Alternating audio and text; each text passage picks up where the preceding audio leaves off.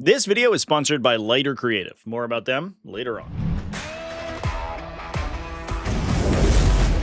What's up, folks? Welcome back to TacticalTortoise. My name is Trevi, and it's time for another episode of the best armies in Warhammer 40k, the weekly video series that's back. After a couple weeks away at Adepticon, we are back to our regularly scheduled broadcasting. However, it is going to be a bit of a light weekend because it is a holiday weekend, and with the new edition and spoiler season on the horizon, a lot of people, I think, are preparing their competitive play for when 11th edition drops. That said, we did see a couple of events go down that use the most recent version of the rules, or at least army lists that were compatible with the most recent version of the rules, which saw some changes to things like Votann shards, units like the Tau Twin Lance, and other powerful units in the metagame. As we can see, we had 5 total results over the weekend that we're going to be covering. This includes Astra Militarum at the Nopat Tactica GT, Adeptus Custodes at the Peterborough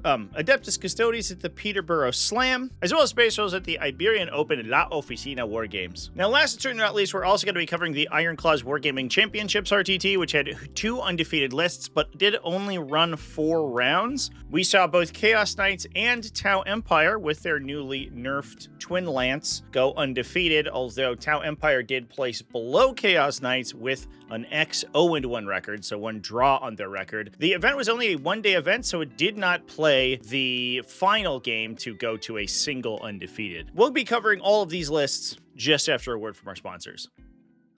This video has been sponsored by Lighter Creative, one of the biggest supporters of the channel and one of my favorite sponsors. And in the past, Lighter Creative has been the producers of incredible quality gaming mats, including mats that have grids and deployment zones demarcated on them, as well as WTC compatible terrain. However, one of my other favorite things is chapter-proof 2025 terrain. We use it online for my event series, and that's what I typically play on when I go to tournaments. And now these two tastes can taste great together, because Lighter Creative is responsible for a new line of gorgeous-looking chapter-proof 2025 terrain sets. These babies are made out of high-quality, high-density board and include some absolutely gorgeous printed artwork. The sets come stock with a very cool semi-translucent base system. They do outline the edges of the terrain features so you can easily see where the ruins end. On top of that, unlike a ton of other MDF or board-based terrain systems, the Lighter Creative versions are not complex to put together. These new chapter-proof 2025 terrain features go together snugly and sturdily, but are only composed of 1, 2, or maybe 3 pieces.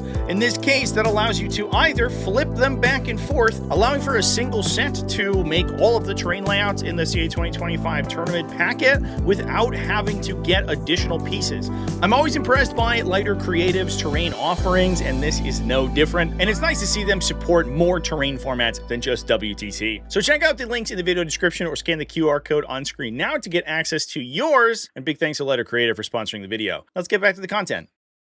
Now we're going to start our discussion at the 30-person Peterborough Slam inspired GT being held in the United Kingdom. This being a UK event, used UKTC terrain layouts and used the new update that included nerfs to the Twin Lance, and Tau actually still took 2nd place even with those changes. However, beating them was Adam Tubi, who took Lions of the Emperor Adeptus Custodes. This is the detachment that rewards you for keeping your Adeptus Custodes far apart from all of your other custodians. Now, obviously, armies like Shield Host and like Talons of the Emperor running in multi-land raider lists are kind of the name of the game when it comes to custodians, at least up until the most recent data slate update, but I don't see any reason for those to be necessarily going away. However, in this case, we were doing something a little bit different, and that is a Loris Custodian spam. These guys do love to get the +1 to hit and wound bonus from Lions of the Emperor, and with powerful once per game abilities that we can use Gilded Champion to refresh, they go kind of crazy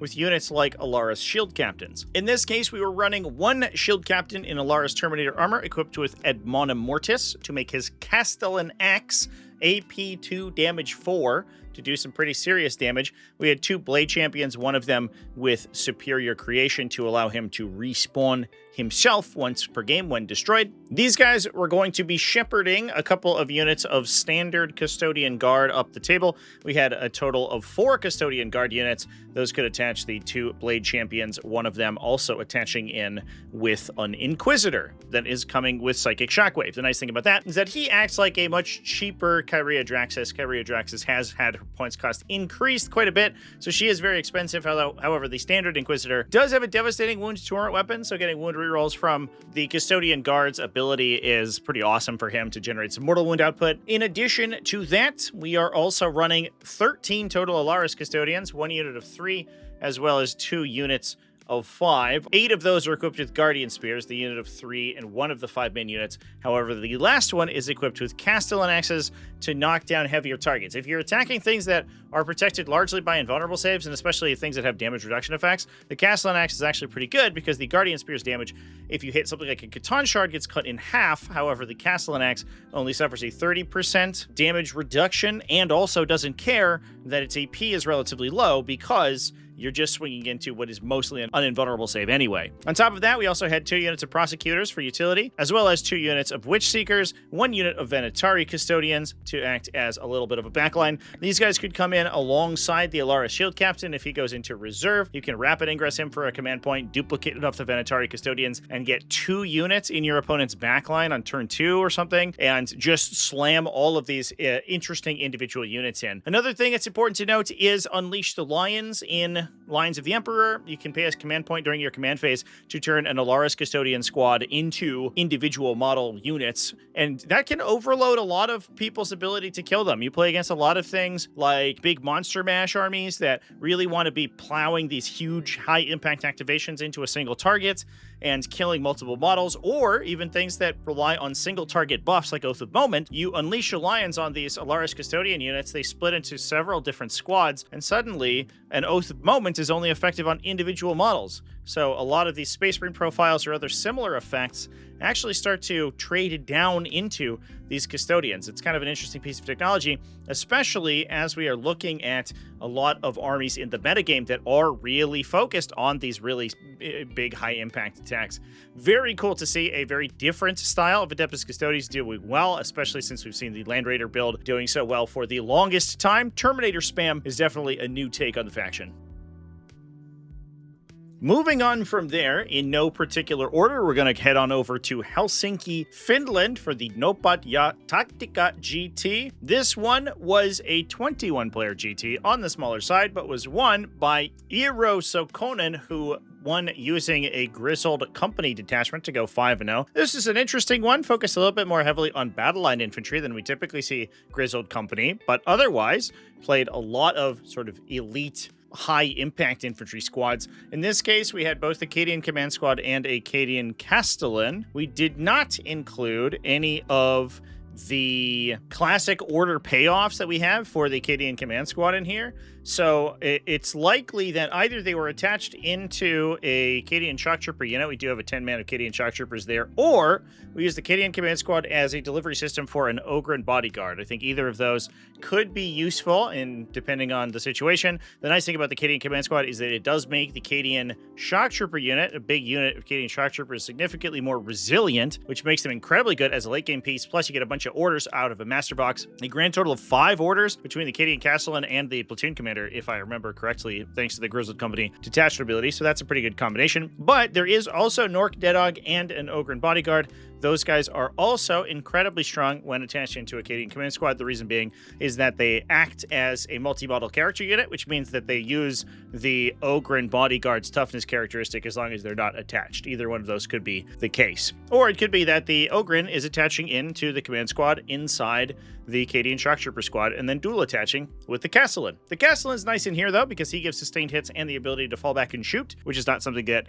Astra Militarum can typically access. So that allows this big unit unit with a bunch of special weapons and meta packs potentially to regenerate their special weapons back into that unit, fall back, and continue blasting them. Especially if you're losing things like plasma guns on your way in, you'll always have something for that guy to do. Now, from there, we also have a Death Corps of Krieg squad for some additional utility infantry and a bunch more characters. That includes, as I mentioned before, we have an Ogryn bodyguard, but we also have Nork Deadog. We have 3 Militarum Tempestus command squads and a standard Rogel Dorn commander. All of those Militarum Tempestus command squads are equipped with command rods, so that once you buff up the unit with 2 orders from the Tempester Prime, because he's getting 2 orders in this detachment, you can actually target both of them on yourself in order to get yourself usually first rank fire, second rank fire, and also +1 to hit from take aim. Now from there we have a ton of scouting infantry that included 3 units of Kazarkin as well as 3 units of Krieg combat engineers. That allows you to put a lot of mines up at the center of the front of the battlefield and access a lot of very hard-hitting infantry-based firepower. Those guys can be brought to the fight by a trio of chimeras, and the chimeras will of course get scout from those units because they are dedicated transports. So you are able to scout up to potentially 45 infantry and 3 vehicles to the center of the battlefield from the very early game. That exposes a lot of table space, which allows the Tempestus Scions to drop in later. We have a total of 20 Tempestus Scions in 2 units of 5, as well as a unit of 10. That gives you a good selection of deep striking infantry. These guys can hit pretty hard in this detachment because they can benefit from their reroll ones to hit when they're ordered to then naturally have their own wound rerolls, especially when they target things on objectives to get full wound rerolls, which means that they naturally fit into Grizzled Company and are able to really overwhelm your opponent, especially when combined with the massive number of already existing 4+ save infantry that you're throwing across the table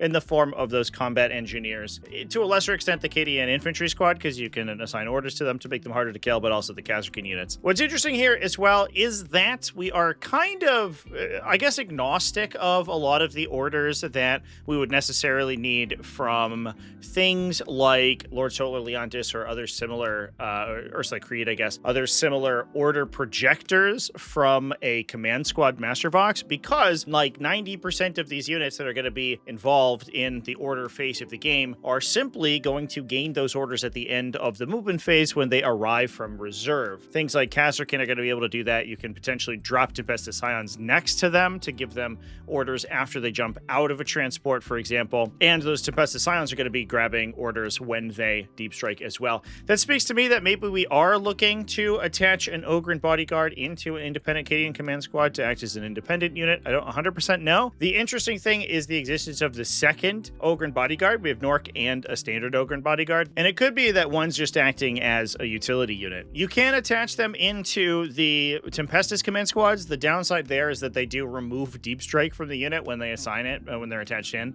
because they actually don't have the deep strike keyword on their datasheet. So when they go into that unit, they are not able to grav shoot onto the battlefield, which is unfortunate. So a little bit of a curious pick, but 40 points for a big beefy dude who hits kind of good in melee is probably not the worst thing ever, regardless of what your plans are for him.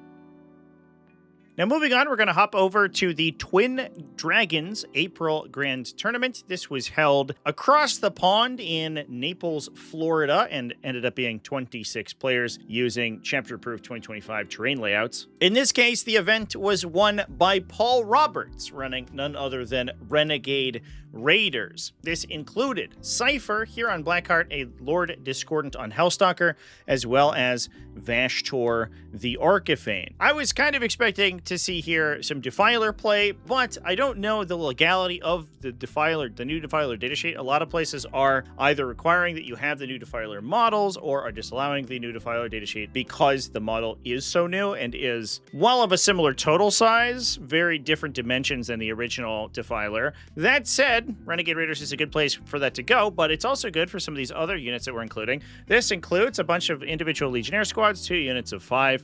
Those are equipped with las cannons, as well as their normal swathe of melee attacks. We have 3 Chaos Rhinos to benefit from the Renegade Raiders transport synergies, as well as a Chaos Biker unit, 2 Predator Destructors to get that delicious +1 armor penetration characteristic, targeting enemies on objectives, a Chosen unit. This is often for Huron and the Masters of the Maelstrom, who also make an appearance to dual attach into. That gives them access to natural advance and charge, and that unit can be incredibly difficult to kill, especially given the fact that the Chosen bring in 15 wounds of their own that you're also then supplementing with the, I believe that it's 19 wounds that the Masters of the Maelstrom themselves already have. We then also have a standard unit of 5 Corsair Raiders. These guys are good early game utility pieces. They're relatively difficult to kill. They are infiltrators, and they have a high OC characteristic, so they're good for disrupting enemy objectives, especially if you can improve their speed, as well as scoring utility secondaries early. Last and certainly not least, we are populating some of those rhinos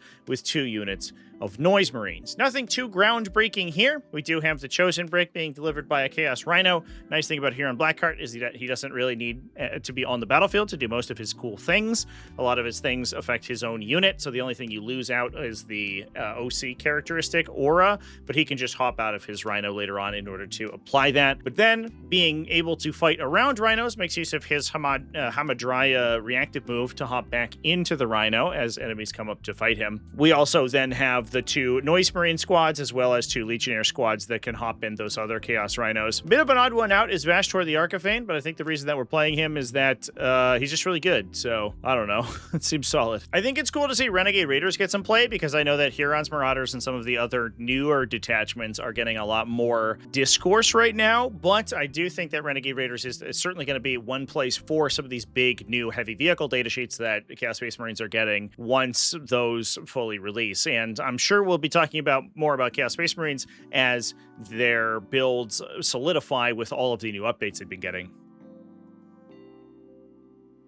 Now, with that, let's move on and talk about some dogs. We're going to go over to the Iberian Open La Oficina War Games. This was a 23-player event held in Spain and was won by Nymerio Stark, the dire wolf themselves, running a Stormlands task force running Space Wolves. This included Bjorn the Fell-Handed, Logan Grimnar, and a standard Wolf Priest, in addition to an Intercessor squad, a pair of Predator Annihilators, 1 Scout squad, 2 Vindicators, as well as a big unit of 6 Thunderwolf Cavalry to make use of all of those mounted synergies that you get inside the Stormlands Task Force. We also have a unit of Wolfguard Head Takers. Those guys are equipped with Storm Shields, so not the double paired power weapon profile, but the 4+ invulnerable save. That speaks to me that we are attaching Windmill Slamming the Wolf Priest right into that unit, because that makes them kind of tough to kill. With a 4+ invulnerable save, 3 wounds each, they're not the hardest thing ever, but it oftentimes will take your opponent multiple activations to get rid of them,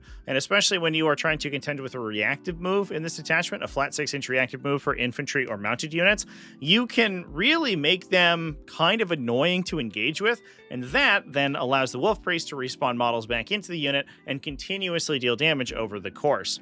We then also have a unit of Wolfguard Terminators. That's probably going to be a delivery system for Logan Grimnar, plus 2 units of Wolfen with Storm Shields for some anti-tank melee counterpunch, and a Calidus Assassin to mess with opposing melee matchups. One interesting thing here is the really heavy emphasis on these gun carriage vehicles, things like the Predator Annihilators and the Vindicators. A lot of times we'll see 1 or 2 really heavy range platforms inside this detachment, because you can use a stratagem to advance and shoot them, so they're a little bit more maneuverable in this detachment than elsewhere. However, there isn't really any other explicit synergy between Stormlands Task Force and these units. So taking what is going to be effectively close to a third of the army in the form of these long-range gun platforms is interesting. However, it should mention that we do have a very solid front line of Wolfguard Terminators, Wolfguard Head Takers, and Thunderwolf Cavalry that are really annoying to kill. They all have a 4+ invulnerable save. They're sort of an odd number of wounds in a lot of cases. 4 wounds for the Thunderwolf Cavalry and the Wolfguard Head Taker, and the Wolfguard Terminators. 3 wounds for the Wolfguard Head Takers. It's a little bit easier to deal with. But what could very well happen here is that you set up for a turn where you're going to rapid ingress in Logan Grimnar and his friends, or drop them into the board early using his own ability, and then you can advance and charge and hit them with the 9-inch advancing Thunderwolf Cavalry that go 21 inches up the table, hit them with the Wolfguard Head Takers, and hit them with the Terminators, and that forces your opponent to basically collapse in on those units, which gives all of these guns multiple turns of shooting. So when you are trying to threat overload your opponent like that, that's probably where I would see these vehicles coming into play, and being able to expose themselves into and trade shots with other big anti-tank weapons without really being worried about getting picked off, because your opponent has to make the decision of not putting those guns into the frontline units like the Terminators or the Thunderwolf Cavalry, or trying to take out things like your Predator Annihilators, which is kind of a really tough decision to make. Overall, pretty interesting, kind of a unique take on this style of Stormlands Task Force. We've seen these be very aggressive, but this is, I think, a little bit more mid-range, but always cool to see Space Wolves doing well. Now with that, we're going to move over to the Ironclaws Wargaming Championship RTT. This one was only 4 rounds, had 2 undefeated, both of them, one of them F4-0, which is the list that we're going to be talking about today, and we will cover the other list, which is 3-0-1, excuse me, momentarily. In this case, Daryl Smith ended up winning the event using a Hound Pack Lance Chaos Knight build, bringing basically entirely War Dogs. So we are just throwing a bunch of high OC vehicles at the wall and seeing what sticks. And in this sort of pseudo Iron Man style, I think it does make a lot of sense to be able to throw down what is effectively a single profile across the board and try to out-skew and out-OC your opponents, because it's very difficult to deal with just an entire army of not only T11 14 wound models, but also ones that are high objective control characteristic. I could see a lot of armies would fall down to this, and that would allow you to more easily sort of make it through all of your games. In this case, Daryl was running a War Dog Executioner as well as a War Dog Carnivore with Prey Slayer's Mantle and another War Dog Stalker. Those are the character selections, thanks to Hound Pack Lance allowing you to pick up to 3 units to act as characters from your War Dogs. We then have the almost full brick. Actually, if we include the character War Dog Carnivore, we are maxed out on Carnivores, taking 5 more non-character versions, as well as 4 War Dog Stalkers to add a little bit more well-rounded shooting and melee. In addition to a bunch of utility coming from Chaos Demons. That includes a Beast of Nurgle unit, 2 units of 3 Nurglings, and a Plague Bearer squad. Now, opposite that army and taking second place in the event was Tau Empire. One thing I do want to point out is that we saw a lot of Tau Empire performing well. Well, they didn't win events. Obviously, the sample size for this weekend is incredibly small. A lot of these events had multiple Tau Empire coming up in runner-up positions, second place at Exit 1, and this is a good example. 3-0-1, 1 draw on the record, but no losses to take second place in this 4-round event. In this case, it was Preston Sutton who was running a Montclaw detachment that includes a Cadre Fireblade to attach into a Breacher team to give them additional attacks. We have an Enforcer Battlesuit Commander as well as an Ethereal to generate command points, and the Twin Lance making an appearance at their new and improved points value. I think that unit is still very valuable at 185 points versus the 160 that they were previously. The downside is that they are no longer as maneuverable as they were, but being a unit that is good at moving up the table, at engaging at close ranges, and then also at contesting opponents' objectives with their ability to essentially move, shoot, charge, kind of, quote-unquote, shoot again, then fall back and move an additional time. These guys can actually be hyper-mobile and can get OC characteristic where you really wouldn't expect them to, or they can do all of that to utility units, kill those utility units, and then hide behind terrain with that move at the end of the fight phase, depending on the position. It's a little bit tougher to do, but that is potentially possible for them.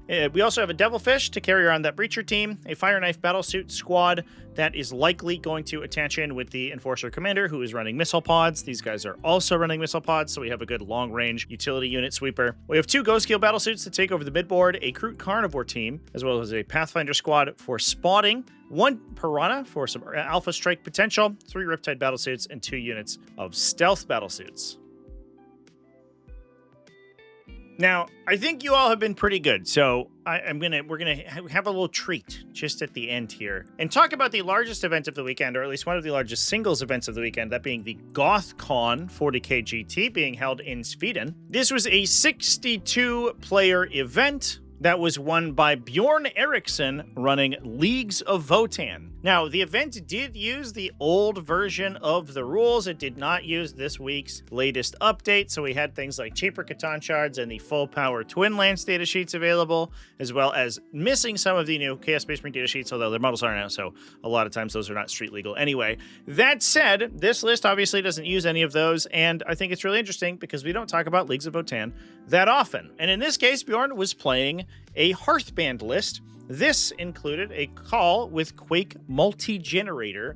No Bastion Shield in this case. Instead, this is the enhancement that can suppress non-Titanic enemies, giving them -1 to hit when your bearer shoots them. So the call in this case. We're also running Uthar the Destined. That means we're not taking or not putting as much focus, I should say, on Einherjar Hearthguard as we would be if we were taking multiple of these buffing characters, especially things like the Bastion Shield, which does kind of put a lot of emphasis on that one particular unit. In this case, we're running a unit of Hearthkin Warriors. We do have a Sagittor, so we can combat squad them into 2 units of 5. We have a Capricus Carrier, as well as a total of 2 Sagittors.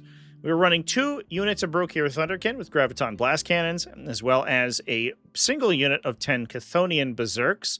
We are taking a single Hecaton Land Fortress, so I imagine that's where those guys are being delivered. We can even, in the early game, start Brokir Thunderkin in that Hecaton Land Fortress, drop them off as the Einherjar Hearthguard drop in to support them, and then re-embark the Chthonian Berserks into that transport in order to deliver them on a future turn. Speaking of Einherjar Hearthguard, we are running a total of 20 of them, 1 unit of 10 with Plasma, and 2 units of 5 also taking Plasma. We have 2 units of Hernkin Pioneers, 1 big unit of 6.